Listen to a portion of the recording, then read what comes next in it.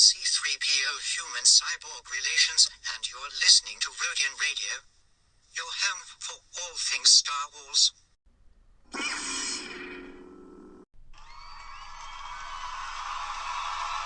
Well, we did it, everybody.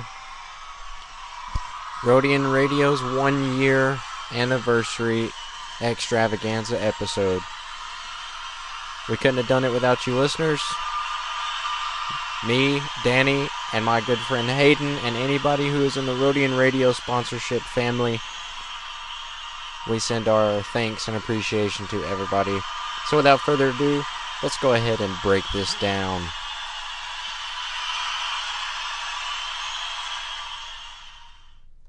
Fear is the path to the dark side. Fear leads to anger. Anger leads to hate. Hate leads to suffering. Boy, oh boy. Alright, well, my name is Chase, and this is Rodian Radio, the sports center for all things Star Wars. Yes, we cover everything from comics to shows to video games, you name it, with a few celebrity interviews. Those are available on our podcast or via YouTube. An easy way to find those on our YouTube. If you go to our YouTube channel, Rodian Radio Podcast, look under our playlist labeled Bounty Files. All of our celebrity interviews will be under there. And speaking of celebrity interviews, I'm going to play a little clip. Since this is our 1 year anniversary, I'm going to play a little clip of all the celebrities that we've had on the show in this 1 year. So we're going to play a little bit from each interview that we've done with those. Not long, maybe like a 15-second interview, 15-second spot with each guest that we've had on here. Then we're going to move into our meat and potatoes of this show. But right off the bat, want to give a huge shout out to all of our sponsors here at Rodian Radio. First up, we got Dr_Awesome_1010. You can find him and all of our other sponsors on Instagram. The next up, we have Lego Shock 0451 Official. We have Commander Phoenix _88 Legion. And last but not least, a huge shout out to our brothers in podcasting and Star Wars worlds, the Photoverse Podcast. Yes, go check those guys out on Spotify. They are a toy collecting and photography podcast system for not just Star Wars, but they branch out into other things. Yes, we have done a collaboration video with that podcast. You can find their episode over on Spotify at the Photoverse Podcast. Really thankful for all of our sponsors. If you would like to become a sponsor yourself for Rodian Radio, please send me a message. You can find us on Instagram at Rodian Radio Podcast. You can find us on Twitter at PC Rodian, or you can send us an email at Rodian Radio. I'm sorry. You can send us an email at PC Rodian. I'm getting all confused here. I am so sorry. You can find us on our email at rodianradiopc@gmail.com. I am available to answer any and all questions or comments or messages from anybody. I personally oversee all that, so I will personally see your messages and your questions or whatever you have to send us. We would love to hear from you. Speaking of our listeners, we have a whole list that me and Danny will break down later in the episode of listener questions sent in by you guys. We will answer those questions. You won't want to miss that. And, if you would like to become a sponsor yourself, you know where to find us. It's completely free. You get perks. You get sneak peek accesses to shows before they drop. And we do episodes every Friday. Depending on the time, it'll either be Friday morning or Friday nights. Most of the time it is Friday mornings, depending on where you're at in the world. But without further ado, let's get into Rodian Radio's 1 year anniversary extravaganza. Alright, like I said, we're going to get into little snippets of our celebrity guest interviews that we have here on Rodian Radio. So, first up, we have Dominic Pace. If you don't know who Dominic Pace is, he played Gecko the Bounty Hunter in Mandalorian Season 1. Check out this audio clip from Mr. Dominic Pace. Alright, so for anybody listening who's not familiar with Dominic Pace, he played Gecko in Star Wars The Mandalorian. He was one of the bounty hunters from the Guild in Season 1, Episode 1 and 3. When you went to go do the audition, like, could you tell us a little bit how you got the role? Sure. It's a story that's been told many times now, and that I have been a blue-collar actor for 25 years. I just came from a set today doing second team work, and then I take any job. I've been very fortunate to have over, I think, 92 now principal roles on national television and in film, but at the same time, what do you do in between that? Fortunately, LA is chock full of different odd jobs, but for me, I would rather be on set. Next up, we have Scholar Bobble, who played Fixer in the Book of Boba Fett, Episode 2. So when you got the call that you got the part, what was your emotion that you are going to be in Star Wars? I was coming back from like a hike, I think, with a buddy, and I got the call, and you know that like R2D2 like squeal sound that he does. I kind of made that noise. That's great. Next on the list, we have Richard Strad, who played Poggle the Lesser, a few clone troopers, and a few doubles such as Obi-Wan Kenobi, Chewbacca, and Yoda in the prequel films Attack of the Clones and Revenge of the Sith. Did you ever get the chance to meet George Lucas? Yes, every day. Wow. Literally every day. Yeah, he was on set every day, and yeah, he was basically my boss, basically. So, he's a fun character, and I remember once we made tons of fun of him here, so we love the guy, but he's just so funny in front of cameras. Yeah. No, he's brilliant actually, and he's got a nice, good, naughty sense of humour, and he can be quite playful sometimes. Yes. Next guest that we have here is a very special one to any kind of toy photographer or collector. We have Mr. Kim Simmons, who was the original photographer for Kenner Toys back in the 80s through, I believe, the early 2000s. So, did you keep anything from anything you've photographed? Oh, I kept everything. Everything from the beginnings I did. Actually, Roy did before me. He kept everything, and then I kept everything. No, I don't have it anymore. Just to let you know. Wow. I got rid of everything. Everything's gone. There's nothing here to see. No, there is. But the things. The only thing I've got now, I didn't get rid of film because I knew people were just going to want the film. So it's and they did. They still do. I still got some left over from the vintage days. And the last guest we have is Ray Kinnix, who is probably one of the best Star Wars female cosplayers and fan film creator that I've ever seen. She created Fulcrum and Sakura, which are two fan films on YouTube. You've probably seen them or at least come across them in your search history if you've ever looked up Star Wars fan films. Check out this clip. So, on that lightsaber you're holding, is that a custom one? Or is that one you've had like before? Because I've noticed it looks like a mix of like Obi-Wan's and like just like another like edition. Yeah, it's a custom one, but actually have it right here. Since we do have a kind of a look on Ayla's lightsaber, but it's also inconsistent. So I didn't have the exact replica, but I worked with S.J. Bernhardt, same who installed my Ahsoka lightsabers, and he found pieces to put together this lightsaber.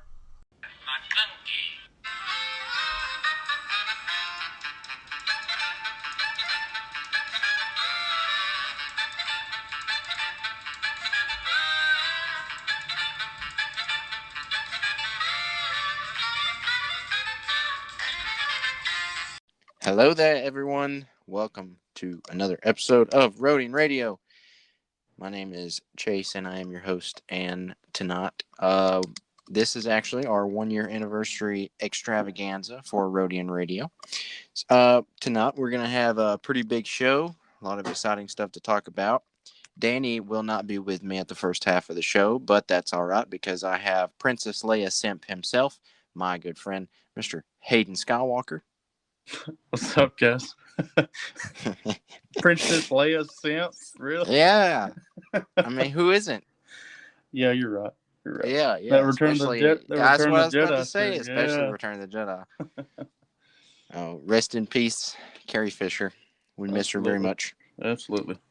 All right. So what we're gonna do here is we're gonna go over some new Hot Toys Sideshow collectible releases. We're gonna go over some news about Kenobi after the show has aired. We've got some little sneak peek stuff of what was supposed to be in Kenobi, and then we're going to go over today in Star Wars history, quote of the day.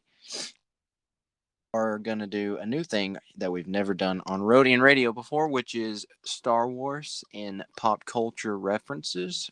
So we'll get to that, and then the second half of the show, Danny will be with me as we go over our listener questions and answer them on the air. So without further ado, let's get into Star Wars news. All right. Well, today in Star Wars news, Hot Toys. There's been a lot of Black Series and Hasbro releases. I know we're late to the game, so we're not going to go over them all, but they should be available for pre-order now. If you want to see what they were, head on over to Yakface on Instagram. Check them out on there, or go to Hasbro. You can look at the pre-orders for all the new ones. But I do want to talk about these Hot Toys. We got a Book of Boba Fett Standard and Deluxe release. We got a Cad Bane Standard and Deluxe release. And we got a new Purge Trooper from Kenobi. They're going to be around retail price, which is about $275 a piece. The Deluxe will be about $300. And you got to take in shipping and all that. But that's the new toy news. Moving on to Kenobi news. Commander Cody was supposed to be in the Obi-Wan Kenobi series, but was cut out completely. How do you feel about this, Hayden? I mean, obviously Commander Cody, he's the GOAT. A GOAT, I should say. But I think they should have never released, or they should have never even considered putting Commander Cody into the series if they weren't going to show him. Does that make sense? Yeah, I feel like if they went through all the trouble to have Tamora Morrison, why didn't they just go ahead and do a flashback scene? Yeah, exactly. I mean, Commander Cody, he's one of my favorite clones. He's one of my favorite commanders, whatever have you. They shouldn't have even considered the option of putting him in because they knew fans would be upset about it. So yeah, that's what I don't understand is they already had Tim Morrison in the show as a clone. Exactly. Just repaint that armor, give him a haircut. Yeah, he was he had a pretty good. He's grown a pretty good beard, wasn't he? Yeah. I think that's the first time we've ever seen Tamora Morrison with hair outside of Jango Fett. Yeah, right. Yeah. But anyways, that's my thoughts on that. I mean, I'd love to see him. I think what we got was still okay. Okay. Well, I didn't. What we got was amazing. Okay. Amazing. No, it was perfect. Yeah, it was perfect. I'm not going to be one of those guys. Oh, well, they didn't play the Imperial more. Who cares? You know what I mean? Like, it's Star Wars. Star Wars to me, no matter what kind of content comes out, is Star Wars. So, except for the sequels. The sequels. I'm probably going to get a lot of backlash on that from maybe some of your listeners. Star Wars Talk Podcast, whatever their name is. I don't know. But Jedi Talk Podcast. By the way, Jedi Talk Podcast. If you're listening to us right now, it is 2:28 Central Standard Time, Sunday afternoon, July 3rd, and the sequels are still not canon. No, I mean, what we got, dude, it was a masterpiece in of itself. So, hello there. I mean, there was a couple filler episodes, but dude, I mean, the whole series was a filler series. Technically, technically. So for our listeners, if this is your first time listening, or if you've been with us from the very beginning, you might recognize Hayden. He actually helped kickstart Rodian Radio off from the beginning. So he is a longtime friend of mine, and we know each other personally outside of Rodian Radio. He's not just a random person. But if this is your first time checking us out, Hayden was the first co-host that I ever had for the show until Danny came along. Due to scheduling conflicts, Hayden was no longer to be a permanent host. But this is our 1 year anniversary, and he has every much right to be here, as Danny does. So, but yeah, thanks for checking us out if this is your first time. All right, so moving on. Today in Star Wars history. All right, today in Star Wars history, July 3rd, 2002, Dark Horse Comics released reprints of the Marvel Star Wars comics in thick paperback versions labeled Star Wars a long time ago, ... Now, I've never really read any of the comics, so I'm not knowledgeable on comics, but I do know that Dark Horse had probably the best Star Wars comics out of everything. So that was 2002. That was what, 20 years ago? Yes, 20 years ago. 20 years ago. Can I break you real quick? Break me? What is this, a Kit Kat? No, I mean, like, I'm talking about, like, interrupt you is what I mean. So whenever you see, just in daily life, whenever you see a long time ago in a sentence, in another movie or anything, what's the first thought you have? Star Wars. Exactly, me too. I was just wondering. I assumed that was what your first thought would be, but I was just wondering. When you said a long time ago, I was like, in the galaxy far, far away. Yeah, but it was just labeled Star Wars a long time ago, ... Yeah. But I've always been confused on the Marvel Star Wars comics. Yeah, Marvel comics, but I've never really understood if Marvel had the comic rights for Star Wars. Yeah, I've also wondered about that myself. If anybody listening to us via podcast or YouTube, if you are knowledgeable about the comics, please let us know, because I would love to find out if Marvel had the rights for Star Wars comics. Quote of the day: "Apology accepted, Captain Nita." If I'm not mistaken, Darth Vader says that in Empire Strikes Back. Apology accepted, Captain Nita. You know, after he gets done choking people out via force time. Vader's a menace, dude. He is. I mean, he just don't care, dude. He doesn't. And that's what makes Vader Vader, though. He's just a beast. You know, a lot of different people look at it from different perspectives, but I'm the type of person that looks at it as David Prowse, James Earl Jones, Hayden Christensen, Matt Lanter are all Anakin and Vader for me. Yeah, I can agree with you on that. The same way James Arnold Taylor / Alec Guinness / Ewan McGregor are all Obi-Wan. Yeah, absolutely. There's no denying that. And they all had their respected roles.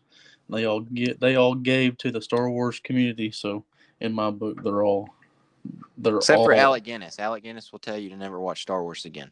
Yeah, well, I guess he just didn't realize how big it would be. But I don't think he did either. I would love to see if he was still alive. Rest in peace, Sir Alec Guinness. If he was still alive, I would love to hear what he'd have to say about a whole show about Kenobi. He'd really think we're all nuts. He probably would, but at the same time, you know, he contributed to it, so he'd probably have at least something good to say about it. Yep. So, but we'll never know. I'd really be interested in what he has to say about Ewan McGregor's portrayal of becoming his character. He passed away the same year The Phantom Menace came out. Right. So he never, unless he had, George Lucas special access to early release of The Phantom Menace. Right. I wonder what he'd have to say about Jar Jar. Jar Jar, dude.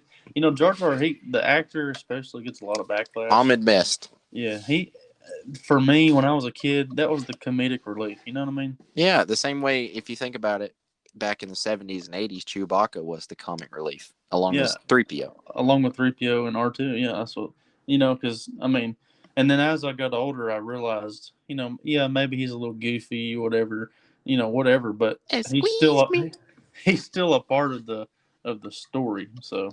Well, that's back to what George Lucas says, Star Wars was made for kids. Right. As a kid, yeah, that's hilarious. You throw in some fart sounds, you throw in some goofy actor or goofy character. You're going to have a kid laughing their head off. Exactly. And I was one of those kids that was laughing my head off. So I'll never forgive Lucasfilm. or Star Wars, Hasbro, whoever made it, for making the Jar Jar Binks lollipop holder, where the lollipop was Jar Jar's tongue. I thought you were going to go with a lollipop holder. Yeah, it was a lollipop back. I think it was like back in the early 2000s, before Attack of the Clones came out. They released a Jar Jar toy, and it was a lollipop, like a baby bottle rock or something like that. Oh. And the tongue was the popsicle. So you were French kissing Jar Jar. That's awful. Oh, hey guys, I got this great idea. So we're going to make this toy for kids. It's going to be a lollipop holder, but the thing about it is the tongue is going to stick out, and we're going to require the kids to eat the tongue. Genius. That's a genius idea. Roll it out. We're going to sell millions. And I haven't even seen one in years, so it makes me wonder how many they actually made. I just want to know the guy that was in the marketing department. He thought he had a grand slam of an idea, and then it got approved. How did that get approved? I don't know. I can honestly say he's probably no longer working for a toy company. He's probably not. Oh, Lord. Anyway. He was probably the same guy who decided to say, hey, we should make Rey a Skywalker. Yeah, well, if Rey's a Skywalker, I'm a Skywalker, so. I mean, you do have Skywalker on your car tag. Yeah, it is. Except for the L is actually. Let's see, hold on. I can't remember how. The L is the number 1. Because I guess somebody else in Alabama had it taken. So I had to put a 1 for the L. I don't know if I would be a Skywalker. I would be a Kenobi. Well, I only, or a Lars. I mean, it's the Skywalker I would be saga. a Lars. A Lars. That way I could walk around and say, those Tuskens, they're vicious. They took my leg. That was one of the things that I think I spoke to you about before Kenobi series come out. I was wondering, I don't know if you remember this or not, but I was like, how did Owen become the old hag that he is? Like he's just a mean old man. I mean, it was sort of explored in the Kenobi series. You could see it's those 2 suns beaming down on you all day. I guess. But I don't know. I just always wondered, why is he such a mean guy in the New Hope? A New Hope. And then in the Kenobi series, he's sort of mean, but at the end, he still lets Kenobi see Luke and yada, yada, yada. So I don't know. Sorry about that. I got a phone call there. No, but that's what I loved about Kenobi is it answered and tied in everything from A New Hope, from Revenge of the Sith to A New Hope. I mean, even the point where the first time Luke sees a lightsaber was A New Hope. They played it perfectly because the whole time he thought it was Tuskens. Laser sword. Yeah. What do you expect me to do? Face the First Order with my laser sword? Come on. It's the sacred Jedi text. The sickles are garbage, dude. They're bad. They're so bad. And I love how he's like, the whole time, he's like, I came on this island to die. But then as soon as he sees the Jedi text on fire, he's like, the sacred Jedi text. Yoda's got the best line out of that movie. Page turners, they are not. Oh Lord! And then how? What? And then the green milk. It was blue milk. It always is blue milk. Yeah. Well, that's Rian Johnson for you. Rian Johnson is a hit or miss. There's no in between. And he was the director for what fans consider to be the worst episode of Breaking Bad, which is season 3, I believe. It's called Fly. It's literally the whole episode of the fly in the lab. White. Yeah, that Rian Johnson directed that episode. Yeah, it was a pretty bad episode. I can't stand watching that. Rian Johnson was also the director of Looper, which I hear is a really good movie. So yeah, Looper's a decent movie. But as far as there's directors in Hollywood. I feel like a lot of directors, they have a big head and they think I can take on any project, where you got to study and you have to know and love Star Wars. You can't just be a director. Well, that's another thing. Like Robert Rodriguez directed the episode in The Mandalorian season 2 when Boba Fett came back. That was a great episode. He had 3 episodes that he directed in the Book of Boba Fett, which fans consider to be the worst episodes. Yeah. So, I mean, I feel like Robert Rodriguez understands Star Wars more than Rian Johnson and J.J. Abrams. But, I mean, you can't give one director like that 3 episodes. I think the worst decision that Disney ever made was thinking that a Star Trek director can direct Star Wars. 100% agree.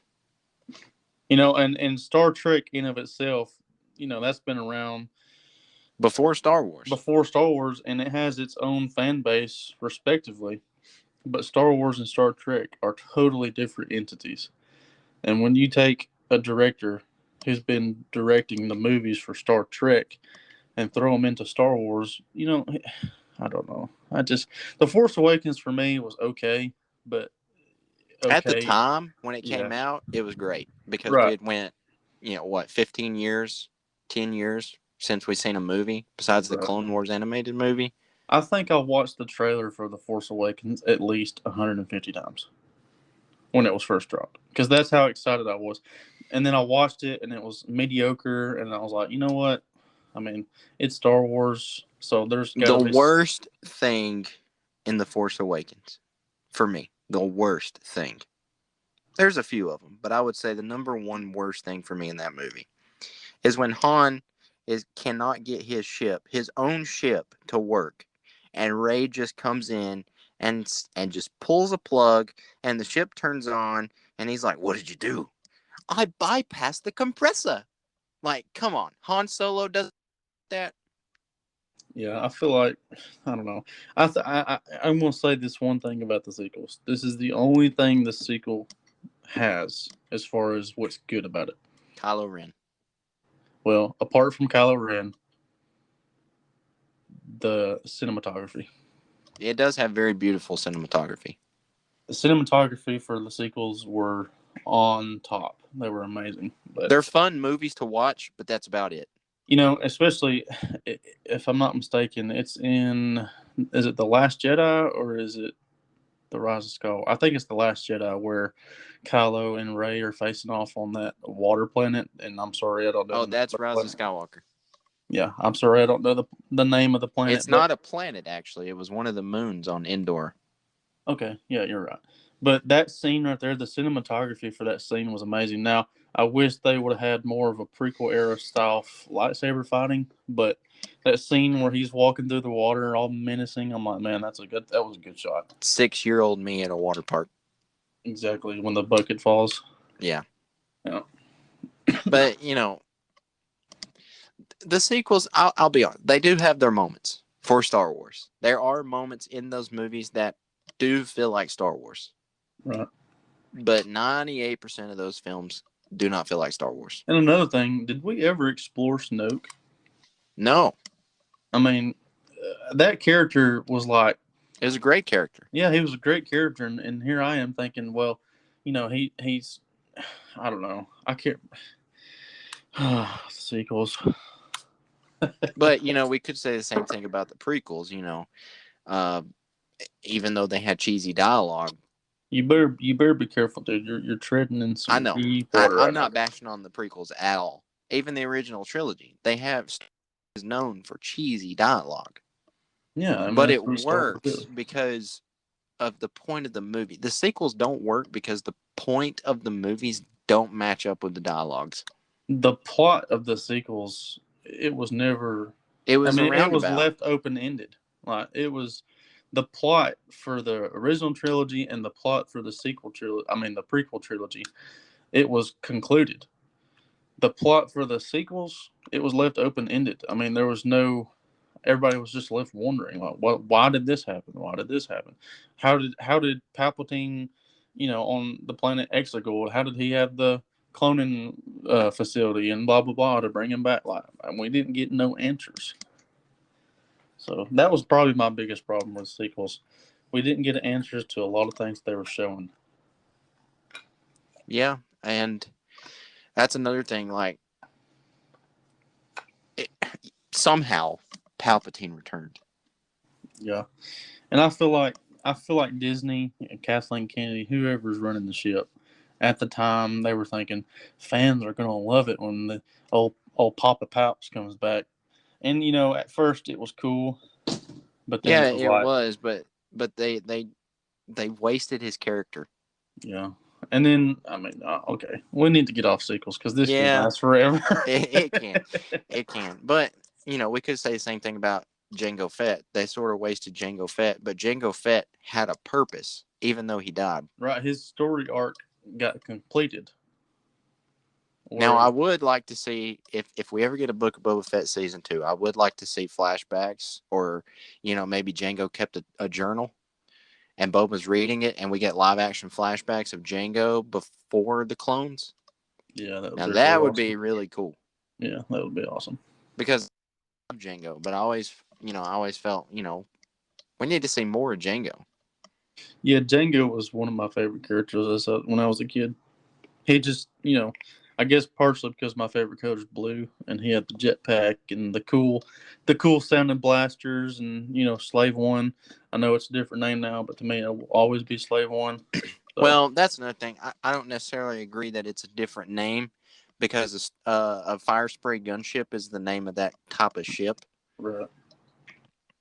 I think they just, wanted to get away from the name without taking the name away. And I understand. I'm not trying to. I understand where they're coming from, but anyways, it's just one of those things that don't really matter in a world like Star Wars. Yeah, exactly.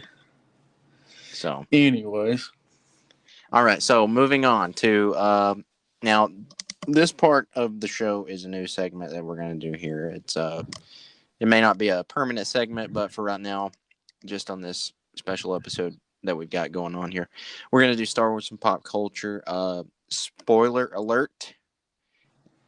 Major spoiler alert. Yeah, major spoiler alert. If you have not seen, or if you've not watched any season 4 of Stranger Things, you want to go ahead and cut off now, and probably not come back until after you've seen it, or either skip ahead 30 minutes in the show, because all of our references are going to be considered through the whole season 4 of Stranger Things.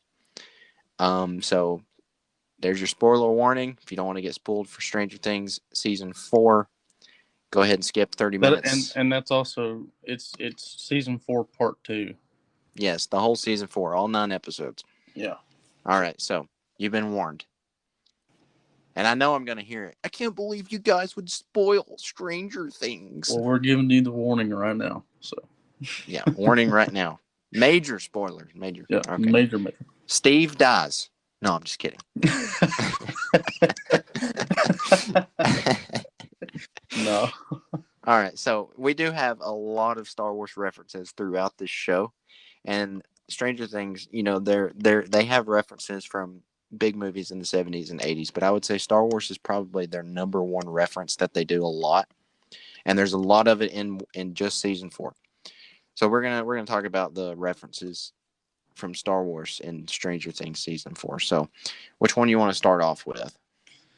Well, the one that I picked up on here in the season 4, and actually Chase and I, we watched the show together because, like Chase mentioned, we're personal friends in real life. So we sat down, we watched the show. The thing that I picked up on in season 4, which I thought was really cool, was when the when the United States military is coming in to try to take L11, Jane, whatever you want to call her, there was a scene that was pretty much a spitting image of Rogue One hallway Vader. Yes, you're talking about episode 8. Exactly. In season 4. I mean, it was it was literally like... It was literally like Empire versus Rebels. Yeah, it was a spitting image of that scene. Like, they're setting up because they hear they're coming, and so they start setting up and they're getting ready, and then all of a sudden there's a silence, and it stops and it slows down, and they're like, where's he coming from? Where are they coming from? All of a sudden the door blows open, and then bam, you got the action scene. So I thought that was really cool. Now, one of them, the first one that I picked up on, was from season 4, episode 1, when the Hellfire Club was playing Dungeons and Dragons, and they were, huddling around discussing their strategy, and they're like, we're not gonna win this match. And Dustin says, "Never tell me the odds." I was Right. really waiting on somebody to say, hey, that's what Han Solo says or something. But I think all the fans got that reference. Right. I don't think it needed explaining. Yep. And and then there's what is it? I can't remember what episode it is, but Murray, he's the he's got the I believe it was episode 8 too that you're talking yeah, about. I think it was episode 8. But when they're I think they escape the prison, then they decide they need to go back to the prison.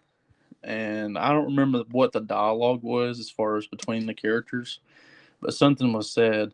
More or less, a Demogorgon was let loose and murdered the prisoner guards, and they're breaking back into prison. Right, they were breaking back into the prison, and they were driving through the gate, and all the guards were dead, and the gate was blown open, and Murray looks over, and he's like, I have a bad feeling about this. Yes, and when that scene actually happened, I looked over at Hayden and put both of my fists in the air.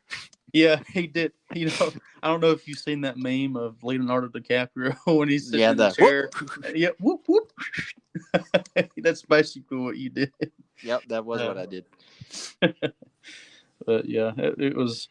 I love how the Duffer Brothers, especially this series that they're doing. It's targeted. I feel like, and I know this is not on topic with Star Wars, but I feel like Stranger Things has been the only TV show outside of maybe Peaky Blinders on Netflix for me that has been up to the standard of what TV shows used to be, like The Walking Dead, Breaking Bad, Better Call Saul. Oh yeah, the golden era of TV shows. Yeah, it was actually a TV show, not just a mini series.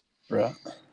So, congratulations and my hat's off to everybody who's a part of Stranger Things. The only difference between Stranger Things and the New Age TV shows. It's got a good blend of both. Yeah, but the only difference between the New Age TV shows that are coming out on these streaming services that were different from the quote-unquote golden age of what we remember, they release everything at once. So I personally would rather go back to the days of you have like Star Wars is doing. You have an episode on every Friday, and you have to wait to find out what happens next. Yeah, that was the golden age of TV.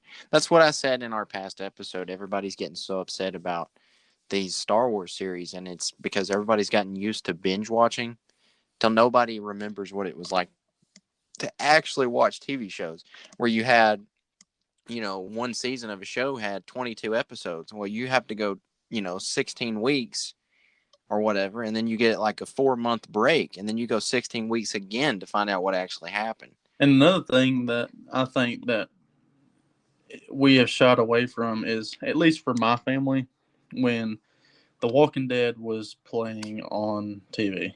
Ever since it started, it was always a Sunday night thing. So we would get the whole family together, and we'd all sit down and we'd all watch it together, rather than Mom is in her bedroom watching Netflix, and I'm in the living room watching Netflix, but we're watching the same show, but we're just watching it, different episode, different time frame, different whatever. Yeah. Whereas back then, we all would get together for that one episode. Those were good times. Yeah, they were. Those are good. Let's see. Another Star Wars reference in Stranger Things. Let's see. I guess you could say 11 and 1 with their so-called force battle. Oh yeah, when they put their hands together, not together, but major Revenge of the Sith vibes. Yeah, I picked up on that as soon as that happened. I was like, "Yo, it's Vader versus Kenobi right there." Yeah, that was great. Outside of that, I can't recall any other Star Wars references from just season 4. But if you do watch Stranger Things, I'm sure you've noticed references from the past seasons. Well, I mean, just go ahead. Like season 2, I believe they're on the bus, and all the Demogorgons come up, and they're calling for help, and Dustin thought it was a trap, and he kept saying, Lando. Yeah, I remember that. I was going to say, just as a whole, though, the whole 11 having her powers or whatever. I mean, it's basically an Anakin story. Yeah, that's just straight up Force right there. Like, she's using the Force pretty much. You know, But they apart did a from good way of calling it telekinesis. right, apart from her nose bleeding or whatever, whenever she uses her powers, I mean that's just straight up she's using the Force. She is. She is. She really is.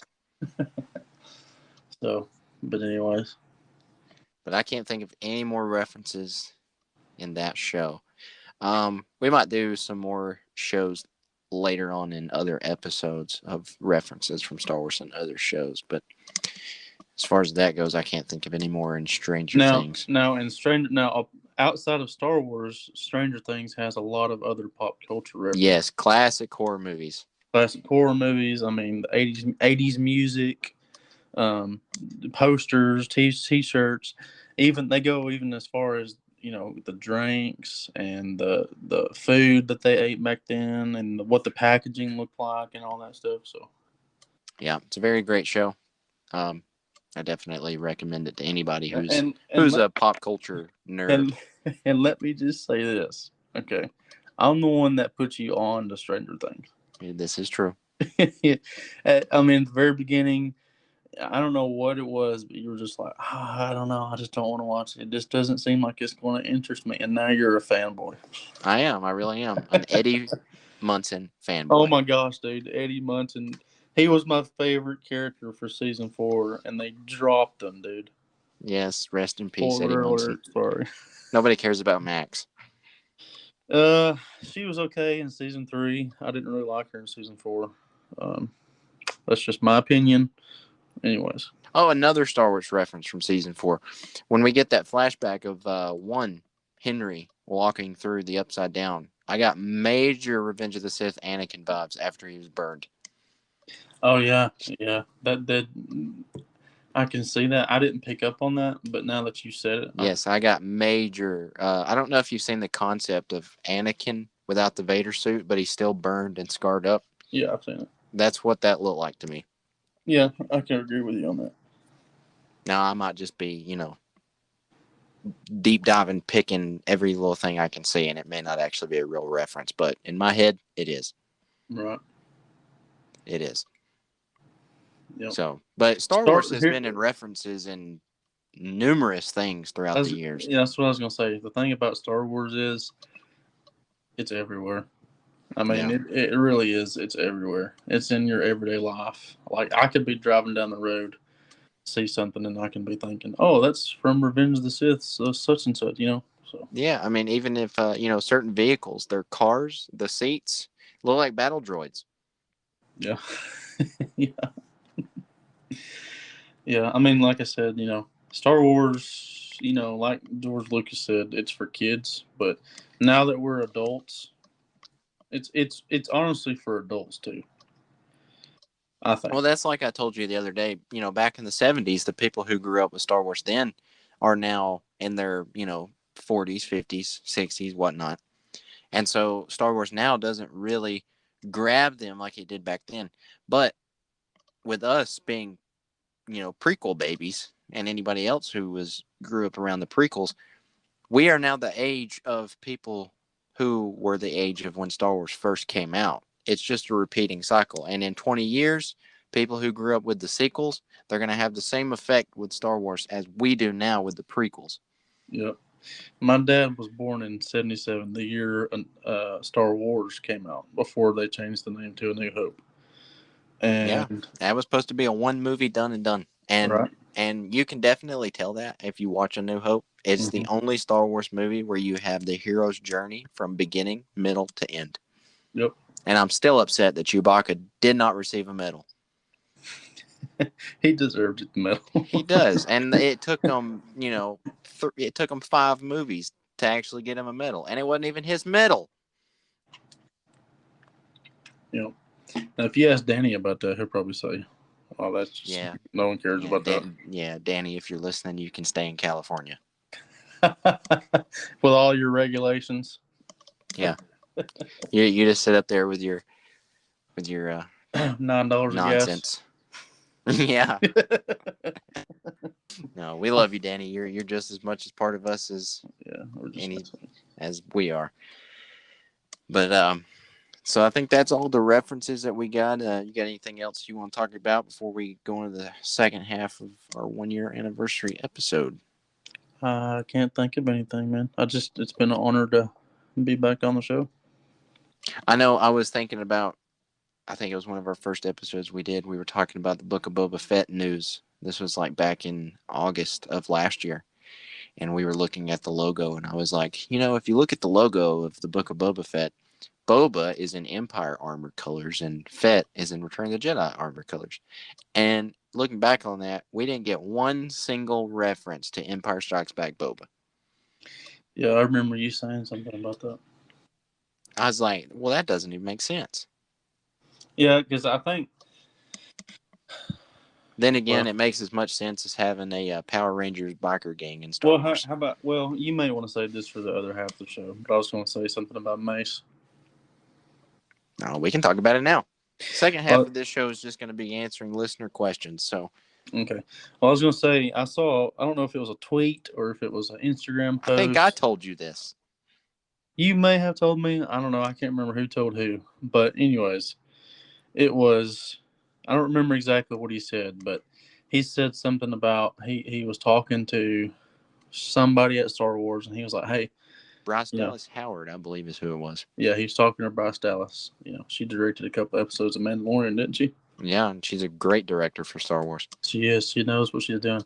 But, yeah, he was talking to her, and he said something along the lines of, I can learn to fight left-handed.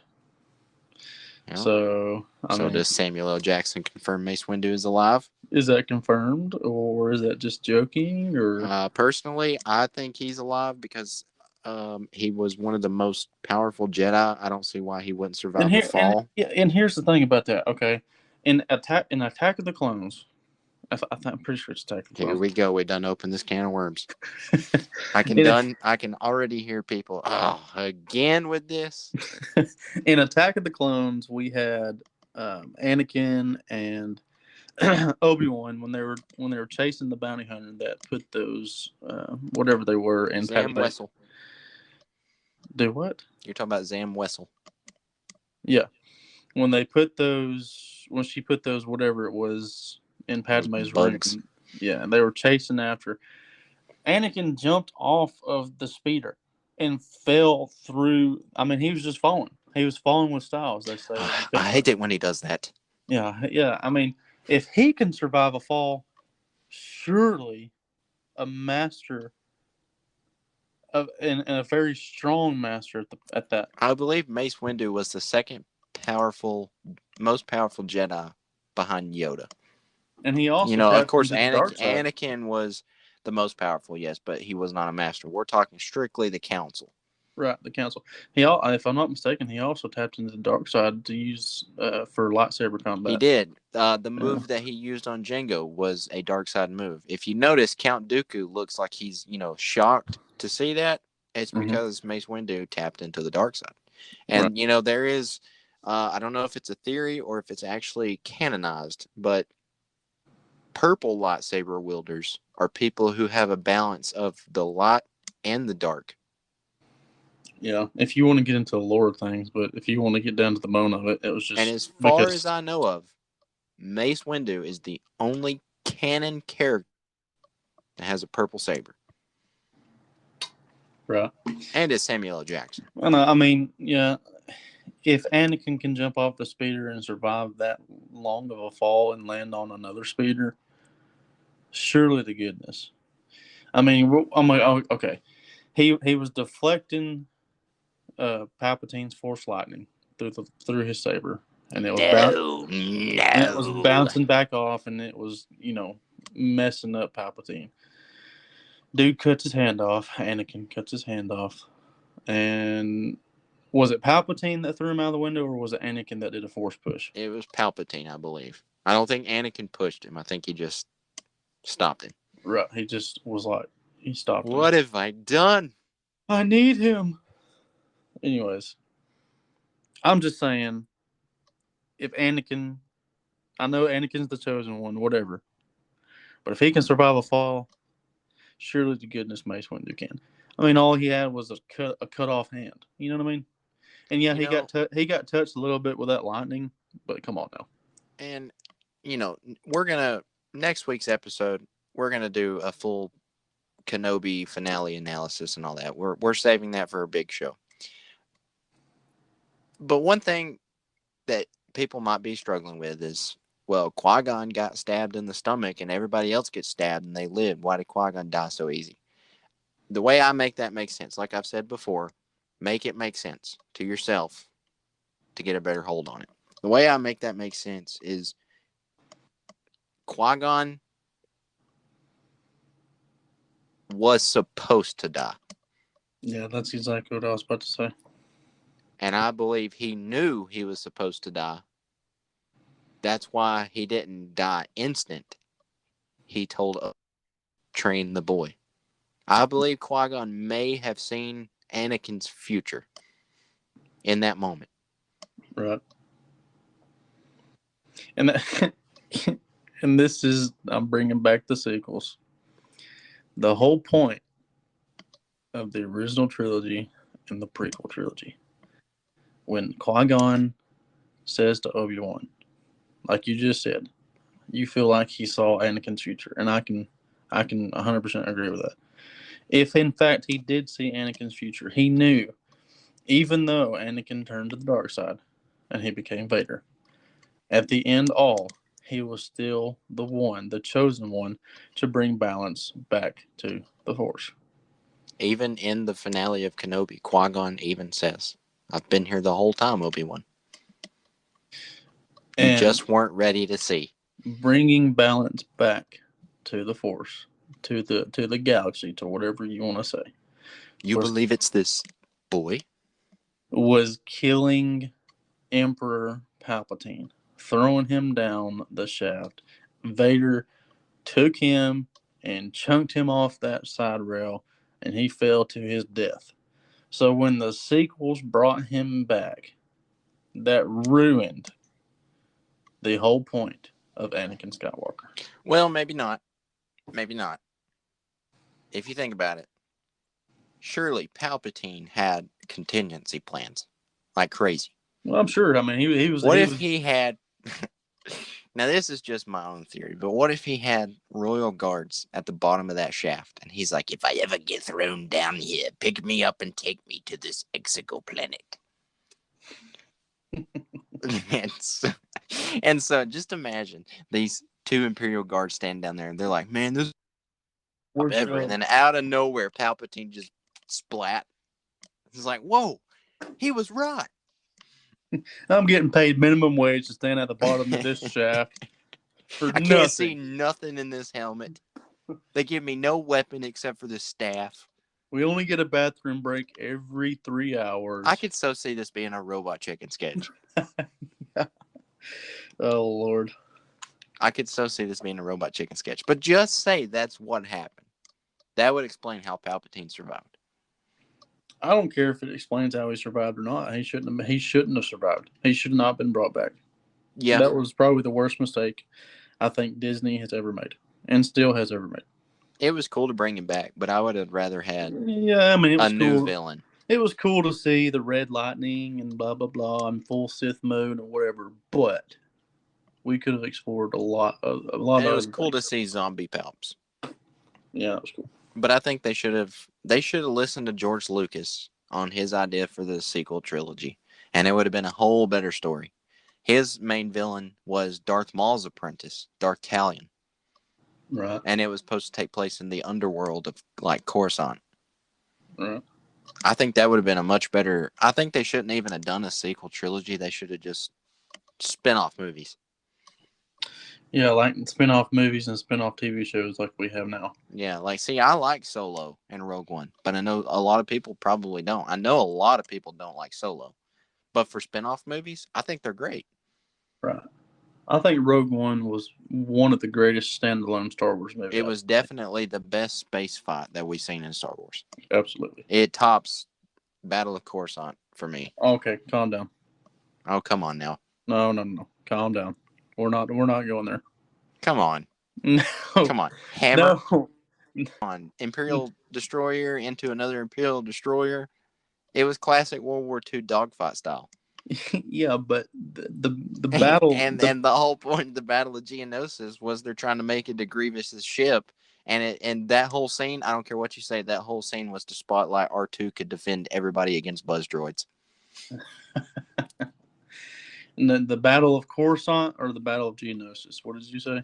Coruscant, the space battle over Coruscant. Okay, no, see, that's totally different, dude. Because the Rogue One battle was partially in the air and partially boots on the ground. Okay. Yeah, but it was more crucial though than the Coruscant battle. I understand that it was more crucial, but the Battle of Coruscant was one of the greatest battles ever. Personally. I don't know. We didn't get much of it. But what we got was golden. I mean, just think about it. Opening scene. You hear the drums. Bum, bum, bum, bum, bum, bum. And this is where the fun begins. Yeah, that's the first line we hear in that movie. This is where the fun begins. And the last line we hear is, what is it? No.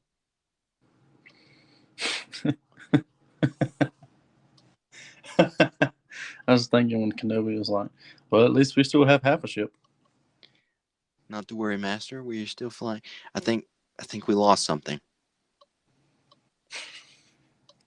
That's what it is. I got that wrong. Star Wars and fans. You got to give the prequels in the original trilogy, even though their dialogue was cheesy, they had some of the best lines to quote by far. Oh yeah, I mean the memes, just the memes alone from the by far. You know what makes the Rise of Skywalker better for me is when Ben Solo throws his saber and General Grievous run and jump off. Yeah. A fine addition to my collection. That would have been hilarious. I would like to see Grievous before he became cybernetic Grievous.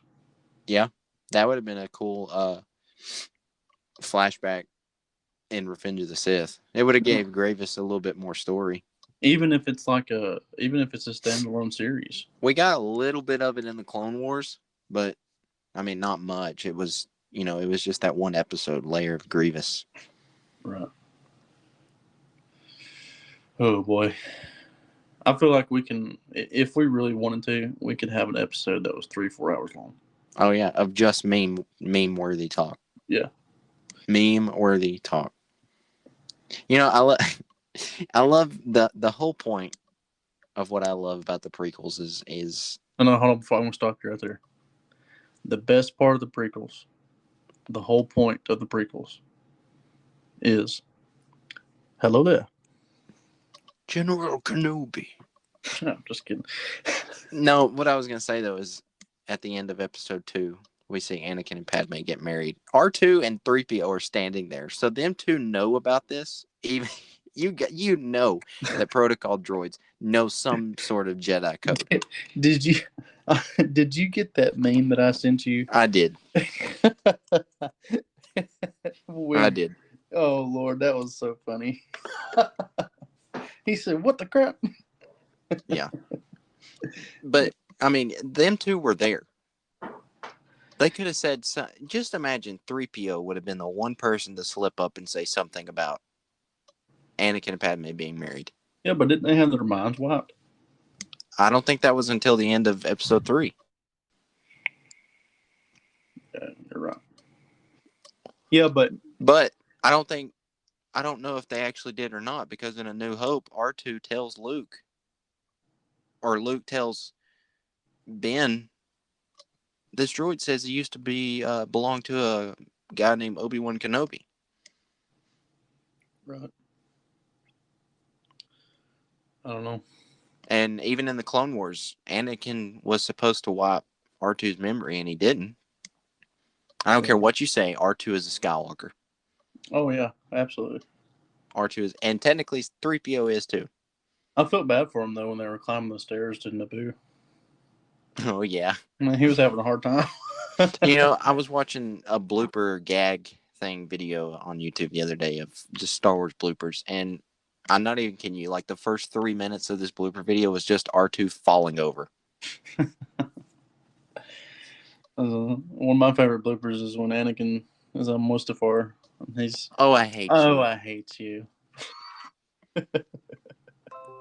Yeah. But it was definitely great to see Kenobi wrap that bridge together. Yeah, absolutely. So, well, all right, I think that's going to do it for the first half of this episode. We are going to leave you with this short message break. And when we come back, me and Danny will break down listener questions and go from there. So, I want to thank everybody for listening this far. Thanks to Hayden for being on with me tonight, even though he was the co-creator of Rodian Radio. So everybody should thank him as well, or we would not be here. Thank you for having me on, my friend. Looking forward to coming back for any special editions or anytime you want to have me back. Yeah, well, you'll probably be in, like I said in the last episode, Rodian show from a very special place in the next few weeks, and you're going to be with me in person, so. Absolutely. So, but all right, we're going to leave you with these messages, and we'll be right back.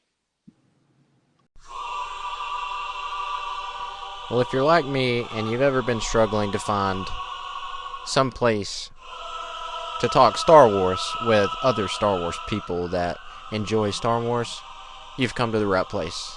Rodian Radio is your home for all things Star Wars. It is news center for Star Wars, such as games, comics, books, TV shows, films, upcoming news, figures, anything Star Wars related, we cover it here on Rodian Radio. Do us a favor. Help share us out. Help share our YouTube. Help share our podcast. Please subscribe, like, review, comment on any of our videos or audio podcast episodes. Follow us on Instagram, Twitter, our Gmail account for any kind of emails related to questions, topics, anything that you would like to send us, fan art so we can review, show up on our YouTube channel, Instagram, what have you. Our email is RodianradioPC@gmail.com. Do us a favor. Help support Rodian Radio so we can get to where we want to be with the Star Wars fan base, have more celebrity interviews, and bring you great Star Wars content. May the Force be with you, and enjoy some more Rodian Radio 1 year anniversary special.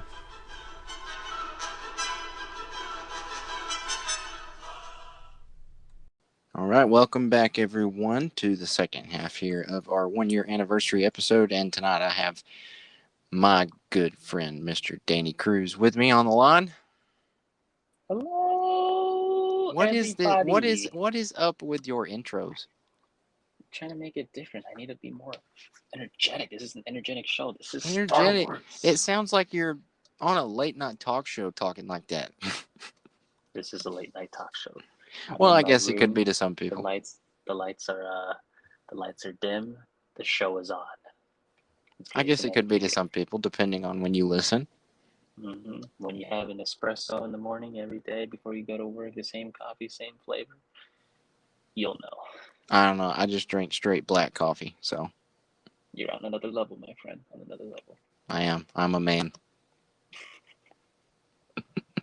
Okay, well, tonight we are going to break down our questions that you lovely listeners have sent in to us to read on the air. So we're going to have a lot of fun with this. So what I'm going to do is I'm going to read each question, and then me and Danny are going to give our answers. We've got a pretty good list of questions here. So let's just go ahead and get started. So the first question we got is, where is Mark Hamill at now?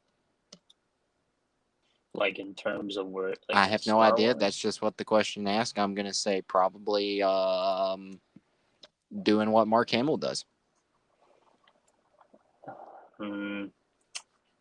I'd say Mark Hamill's just chilling on his couch, watching some Batman animated series, and then just waiting for a phone call to carry the franchise one more time with Dave Filoni and Jon Favreau. Okay, now hold on now. Mark Hamill didn't carry The Mandalorian or the Book of Boba Fett. But he was not the one they deserved, but the one that they needed. In a sense, yes, but I feel like Cad Bane carried the last half of the Book of Boba Fett.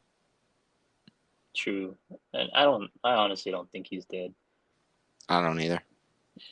Oh, I don't see why you would introduce him in live action just to kill him off. Yeah, no, I don't think it's gonna be like that. Who knows? We might see him in Ahsoka, the Ahsoka series, or Mando 3, the Book of Boba Fett Season 2. Who knows? Maybe. We'll probably see him in the Bad Batch for sure. Mm-hmm. Okay, I can see that. I see that. But Okay, yeah, so like, go ahead. with Mark, just like he's not retired, but at the same time, he's like chilling. I don't think Mark Hamill will ever retire. I think he just, if he gets a phone call, yeah, sure, why not? Mm-hmm. Like he's just gonna be like, oh, okay, like does it work? And like, all right, I'll do it. How much did you say to provide my voice? $50 million? Sure, absolutely. Harris would have been like, do it for 75. Yeah. Harrison would, I don't know. I think Harrison may retire here soon. I think so. But, honestly, I believe that Star Wars is his least favorite franchise. Yeah, absolutely. And it's the one that made him famous. Right. Like, everything, he could play Blade Runner and everything. People are going to be like, that's Han Solo. I feel like Star Wars made Harrison Ford the actor he is, but Indiana Jones really made him known. Exactly. Yeah, that's what I like to see it as. Like, I think when I was little, I was like, who plays Han Solo? And I'm like, the same guy that played Indiana Jones. I'm like, they don't look the same at all. Like, if you see like New Hope and then Raiders of the Lost Ark, that's like a couple years apart. It's just the outfits. Yeah, and then I guess like they didn't have the '70s greasy hair, and then like he cut his hair short in Indiana Jones, and then he grew a beard, and it wasn't as like space. The spacesuit was just like was when you think of adventure, you think of Indiana Jones. Mm-hmm. People who were born before 2000. No offense, but like that's adventure. Like you got your fedora, and then you got your jacket, your pants, and your whip, and then your satchel. Mm-hmm. Can't forget the sidearm. I can't. Yeah, I can't wait until they release those figures for the new movie. I just can't wait for the movie.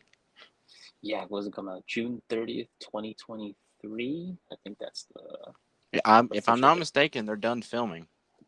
Yes, they're just. I'm sure they're gonna release a trailer like in September or something like that, or like the Super Bowl. Maybe the first teaser trailer. Yeah, Super Bowl might be a good time for them to drop a trailer if it's coming out in June.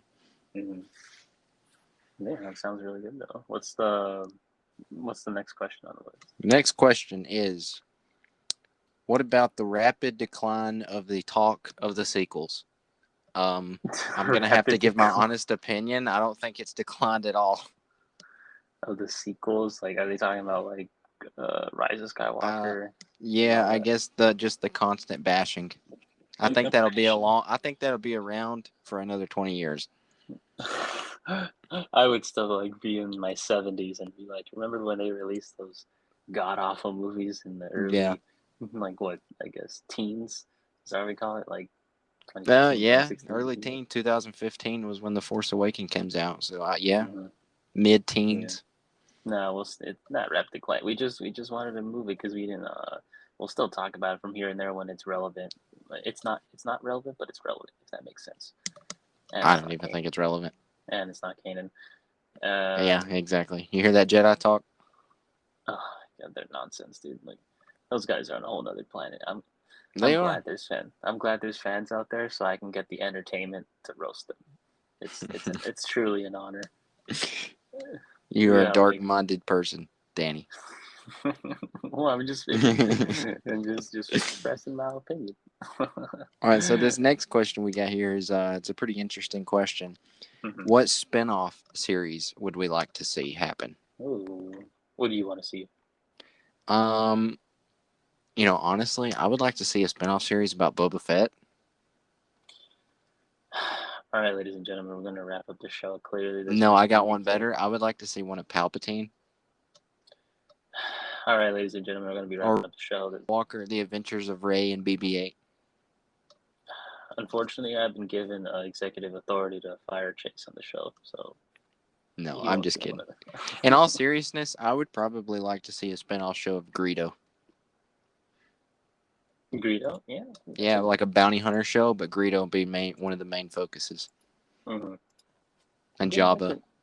Jabba would be a more interesting one because no one would, everyone would already hate the guy, which is already good because like they already have an emotional attachment. You know what I'd like to see? I'd like to see Cad Bane, I think he would fit in a Jabba story. Jabba Greedo, yeah. Yeah, Greedo's just a bounty hunter series. You Mhm. know what Boba Fett should have been, but Instead of I intend to rule with respect, and yeah, then like a bantha. and then he intends to rule with respect, and then he sends Godzilla to destroy the city. Yeah, that's so funny. Yeah. All right, so the next question is, what is our favorite TV show right now? Oh, there's I guess that's generic. So I would say Stranger Things for me. I was gonna say Stranger Things too. It's a hit, isn't it? Like every single It is. no episode feels like it's like I'd rather have one episode of Stranger Things than four episodes of the Book of Boba Fett, which is I thought you were gonna say The Bad Batch. No, actually, I'm actually hyped. I don't know why, but with the Bad Batch, I'm just like, yeah, I'm in it. And like, don't get me wrong, I like the first.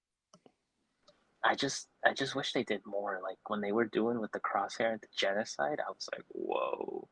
Like I'm like, we need more of that. Like I guess I'm sucked in the show in that way because that got my attention. But yeah, I still believe in the Bad Batch. Now they changed like their outfits and everything. And then I think I've seen YouTube leaks of Crosshair and Cody talking. They work I can't together. wait for season 2. It's gonna be so much better than the first. Is it, if I'm not mistaken, it's like September 28th or something like that. Yeah, into August, beginning of September, somewhere around there. I can't wait for that though. We're gonna get so many clones. Yeah. Oh, dude. So I would love to see clones becoming stormtroopers in season 2. I think some of them do, and then the other ones they just decommission them. You know? Because Cody, I think in Legends or maybe canon, in one of the comics, he becomes like an instructor at an Imperial base. Mm-hmm. Yeah, who knows? It could be that. You never know. They always pay attention to the little small. There is details. one thing that I want to see for sure in season 2 of the Bad Batch. What is that? That is Commander Fox getting choked by Vader. That'd be maybe that's how they start off the episode. Because I think the story behind that is like. And what if Crosshair was there? Oh, to witness that. Yeah. That's a good cross. That would give Crosshair a motive to leave the Empire. Nah, he wouldn't. Do you think Crosshair would find... I know we're going to talk about the Bad Batch on our next episode, but this question just came to my mind. Do you think Crosshair is going to learn that Anakin is Vader? Nah, I don't think so. I feel like he has blind loyal. He has blind loyalty. If I would like to see a redemption for Crosshair, and I feel like the one redemption would be Crosshair finding out that a Jedi is responsible for killing all the other Jedi. Mm-hmm. I feel like that could trigger Crosshair a little bit. Maybe, but I feel like his intentions are like I need to like he's basically brainwashed. You know, it would be really emotional to see Echo find out that Anakin became Vader. Yeah. It would be, and Rex too. Maybe Rex. I don't think Rex knows though right now. I don't think really anybody knows except for Ahsoka and Obi-Wan and Reva, and of course Palpatine. Maybe Yoda. Yeah, Yoda does too. I think those are maybe the only living creature. Living, yes. Living people who actually know Vader's identity. Oh. I would like to see Rex find out, maybe in the Ahsoka series. Because I think that what's really cool is I think somebody posted like a photo on Instagram where like of Darth. It was like a photography photo of Darth Vader in the background and Rex is hiding. Like, and then the quote was like, "We do not need to be adversaries." And I'm like, that's a good photo. You know what would be really cool is if we got to see Rex confront Vader, and Vader let him live. Yeah, I don't think he'll kill him. He'll probably tell him to switch over, but I don't think he'll kill him. Because we know Rex lives to make it to the Battle of Endor, but we don't know anything past that. Mm-hmm. Imagine we get a Rex spin-off show. Now that would be awesome. All right, so our next question is, who is the most powerful Sith in canon and Legends combined? So out of everybody, who would you think? I'm going to have to go with Darth Malgus. Is that the one that Mark Hamill plays? No, that's Darth Bane. Darth Malgus was the legend Sith in the Old Republic games. You know, the one that looks like Bane. He's got the mask. Yeah, that's Darth. That's Darth Malgus. I think he is more powerful than Palpatine. I think so too, because he just seems like. And I can already hear our listeners. Darth Revan. Darth Revan. No, I don't think so. no, it's got to be Darth Malgus. Mm-hmm. I think Malgus was even more powerful than Plagueis. Yeah, he was just brutal. Like he was like full rage dark side. There was not one bit of light side in him. Mm-mm. That's 100% Sith. I think second would probably be Darth Bane, but for number one, I'm gonna have to pick Darth Malgus. I think I would have to. Honestly, I don't know too much, but I agree with you on that one. But I feel like the one that looks like who looks like the strongest would be the one that Mark Hamill played, because he just looks like basically Scorpion. I mean, dude, his name is Darth Bane.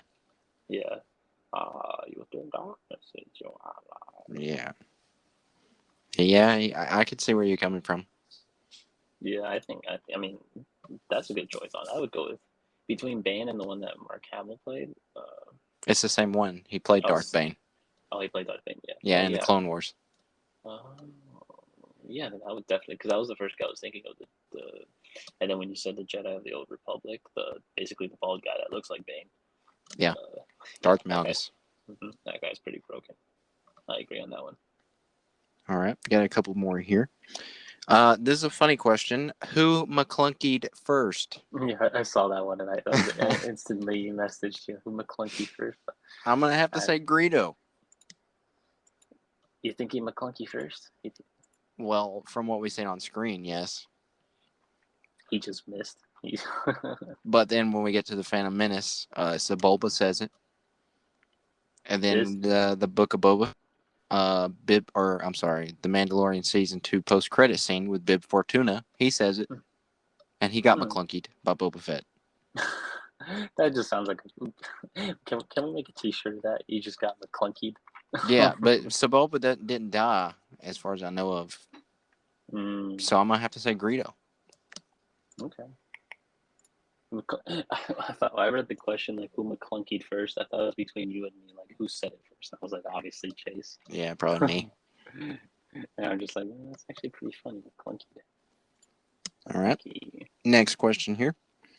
Do you think Jedi banned force healing? I mean, yeah. Because Qui-Gon would have lived. This is one of those things that I feel like, because we first saw it in The Mandalorian Season 1 with Grogu. That's the first time that we saw it. Mm-hmm. I don't think Jon Favreau would have put that in there just because, hey, we're going to make this new element. Mm-hmm. So, yeah, I could see the Jedi banning that. Maybe it was... Well, you got to remember that, I think you said it yourself, the Jedi are pretty stupid. They are. Well, if you think about it, Palpatine, he twisted Anakin's mind by, making him believe he can save lives. So what if force healing is actually a trait of the dark side? That's actually a good theory. And so I could see the Jedi banning it. You think so? But then, like... Because wouldn't it be considered attachment? Attachment to healing? Because you kind of have to connect. I don't know how it would work, but like, wouldn't you think like, they have to connect to the person, because like you're literally rebuilding cells. I mean, all right. Here's an example. Okay, me and you say you're dead. All right, and like I'm blown to pieces. My attachment for you would want to save your life. I see. Oh, that's an interesting. Yeah, I mean, but the thing is, at the same time, like. It's like it's one of those things like we just have to be responsible, like But again, like the Jedi aren't responsible, so yes, that goes into the category of it being a Sith trait. Yeah, I could see it being a Sith trait. But like if we were being like a generic like Mandalorian clueless guy, it would be a game, you know. But that still leaves the question: why did Grogu do it, and how did he know how to do it? Yeah, that has to be explained because he's Ahsoka does say he was trained by many masters. What if it was Qui-Gon? What if like Sifo Dyas taught him? Because Sifo Dyas and Count Dooku were like best friends. Sifo Dyas. How strong was Sifo Dyas?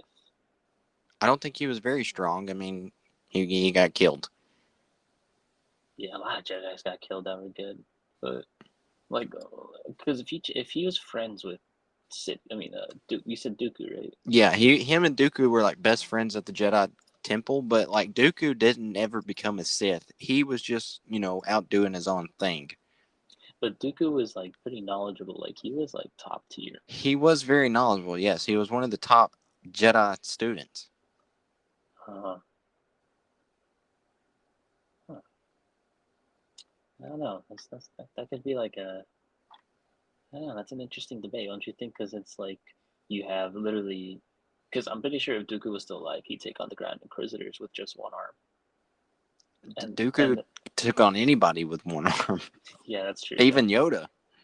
Yeah, I think he would easily destroy Vader because he's in his suit now. He's not Anakin. If he's in his suit, he's vulnerable. Yeah. And then Dooku was much smarter. Dooku was very smarter, but he was not as smart as Palpatine, obviously. No. But then that's like saying a lot because technically he would have been the second smartest. He just wasn't.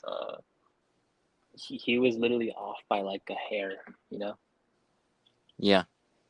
That's if he had that little bit of advantage, easily would have been the Emperor or whatever. I think he just wanted to save his behind, but that's about it. What if Dooku was looking towards Obi-Wan to becoming his apprentice to overthrow Palpatine? I think that's what he was saying in Attack of the Clones. He said, "Join me," so he can, because he was literally gonna rat out Palpatine. Because in Revenge of the Sith, Obi-Wan gets knocked out fairly quickly in that fight, and he fights Anakin, and you can definitely tell Dooku is trying to kill Anakin. Yeah, because he knows that like he's the one that can ruin everything. So again, Dooku's not acting out in like evil. He's acting out like this guy's the destroyer of worlds. Like I'm doing everybody a favor, you know. He thinks he's smart, but he's not actually as smart as he thinks. Mm-hmm. Unfortunately, yeah, it could have turned out differently. I wish, we could see a Dooku story. I feel like Dooku and Qui-Gon. Yeah, I would have liked to seen that because wasn't Qui-Gon Dooku's apprentice? Yes. And that says a lot, but another thing is if Qui-Gon was. So what if Dooku taught Grogu? Maybe, or Qui-Gon, at the Jedi Temple, or both of them, because technically he's 50, right? They both. And that would make sense why Qui-Gon didn't teach Obi-Wan how to save him. Because he didn't want him to go to the dark side or something like that. Right. It all makes sense now. That one question just brought everything together. Thank you. Who asked that question? I'm not sure. I want to say it was one of the Photoverse podcast boys. Nice. So that was a good question. Mm-hmm. All right. Got two more here. Why are cybernetic implants not on somebody when they become part of the Force? Well, if you think about it, have we ever seen a Jedi in the Force with his lightsaber? No. So what if technology doesn't become part of the Force? It's like I mean, I would say like if you believe in ghosts, like they don't, like when soldiers die, they don't die with like their like LMG straps on their back and everything. It's like it's just themselves. I don't think material transfers over in the Force. I think except for the clothing, but I mean, you got to take in consideration robes was a custom of the Jedi apparel, so technically their apparel was part of them. Mm-hmm.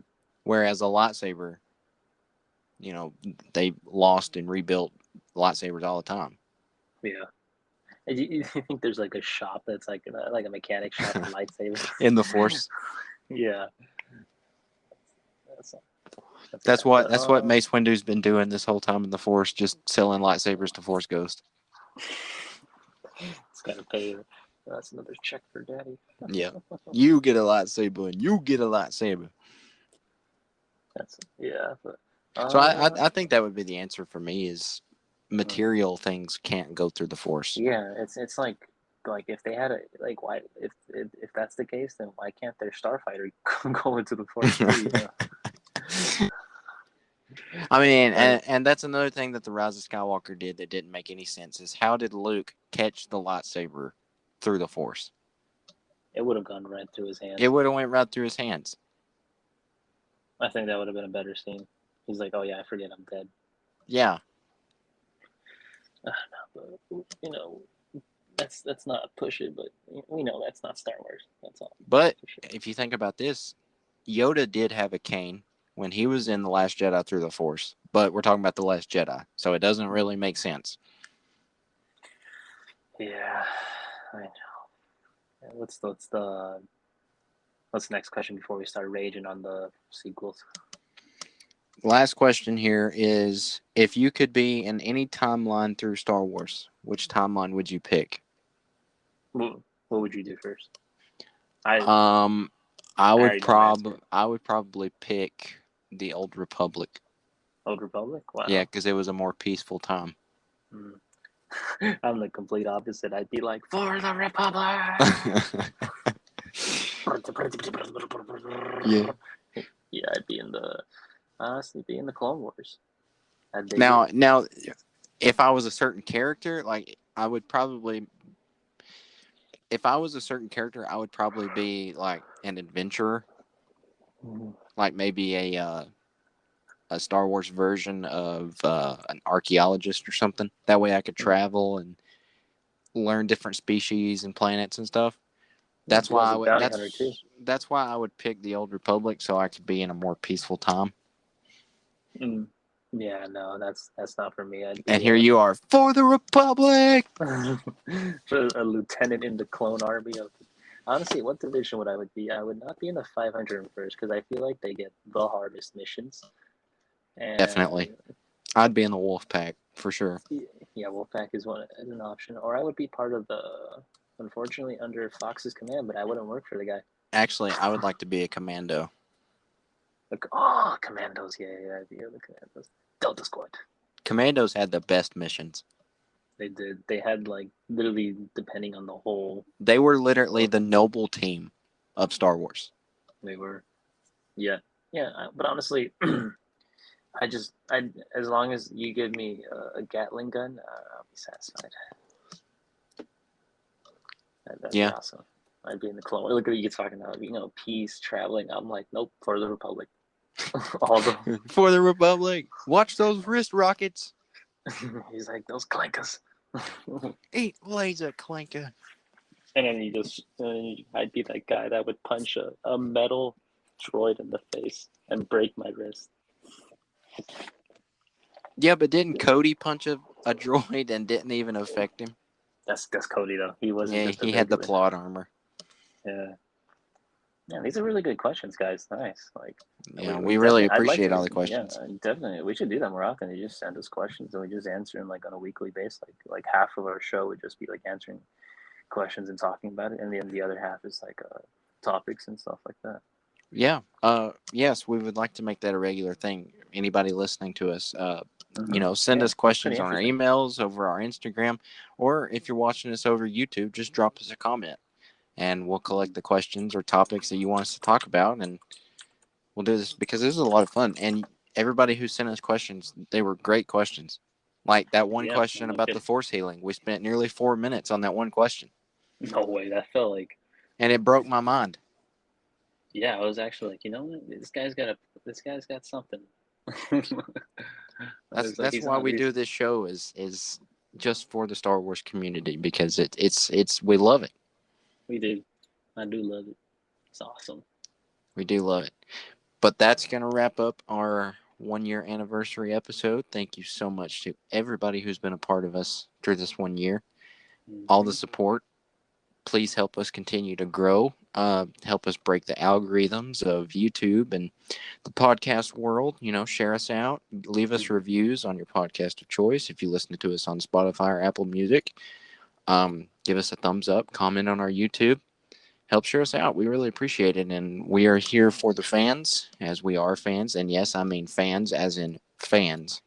I think so. But dude, we need to go to a convention. You got to come to California, man. Yeah. Yeah, that's another 2 years away though before Celebration.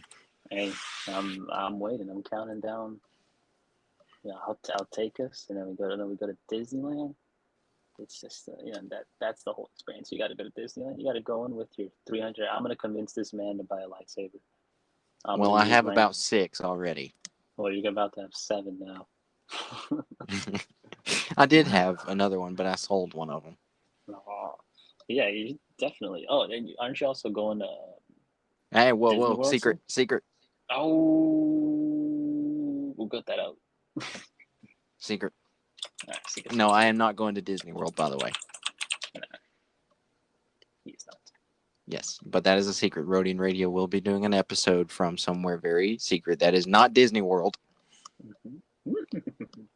So, but we really appreciate everyone for sticking around with us. Thank you so much. And next week we will be back with our Bad Batch Season 2 trailer breakdown and our thoughts. And I do have a list of predictions that I was on another podcast and gave, and we will spotlight all that next week.